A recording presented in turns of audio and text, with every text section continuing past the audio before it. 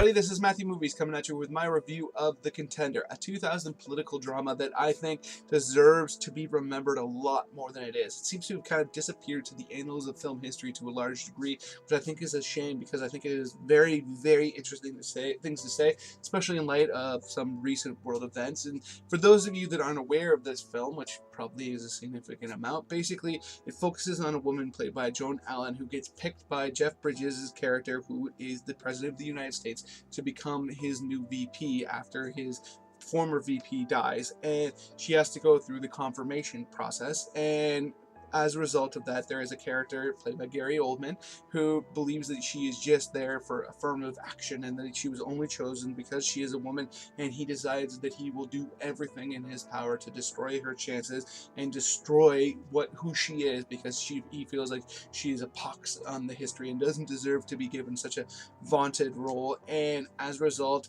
he turns the confirmation process into an absolute witch hunt. He finds this story from her youth where she supposedly gave away sexual favors in order to join a sorority, and just rakes her over the coals over that, rakes her over the coals over her being a proponent of the right to choose, rakes her over the coals over everything he possibly can, and just does everything in his power to decimate her.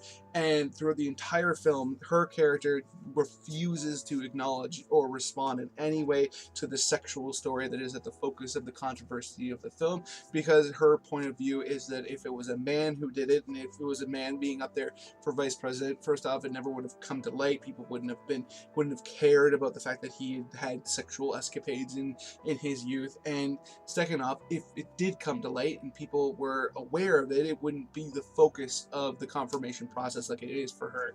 And throughout the entire film, almost, she refuses to say anything about it, whether it happened, anything. Near the end of the film, you do find out the story behind what happened back then, because she does relay it to somebody in a personal setting, but she refuses to let her become part of the controversy. And it's really about her stoicism and the unfair way in which she's being treated. And to a large degree, it definitely plays on a lot of the themes that people saw in the campaign of Hillary Clinton. Say what you will about her, whether she should have been president or not, there definitely did seem to be a lot of people that felt like she was treated differently because of the fact that she was a woman. I personally kind of feel like there is some truth to that. I feel like there were some things that she was kind of focused on a lot more than because of the fact that she was a woman, like her dress and her look and her image and all that kind of thing. Nothing like you saw in this per se, like there was nothing sexual that was really played up with her in her life, but the misdeeds of her husband sexually were really used against her, and there was the corollary is very much there, and this movie does a very exceptional job of playing off of that theme. And I think this movie has a lot to say about society, and beyond that, I think it's just a very, very interesting film. I feel like it has two of the best speeches in film history, one by Joan Allen, one by Jeff Bridges, right near the end of the movie, that just give me goosebumps every time I watch it and think of it. And I think it's a movie that people should watch, and really, it has some very, very, very good morals and some great performances. I mean, it's a very star-studded cast. Like I said before, Jeff Bridges, Joan Allen, Gary Oldman, Christian Slater, Sam Elliott.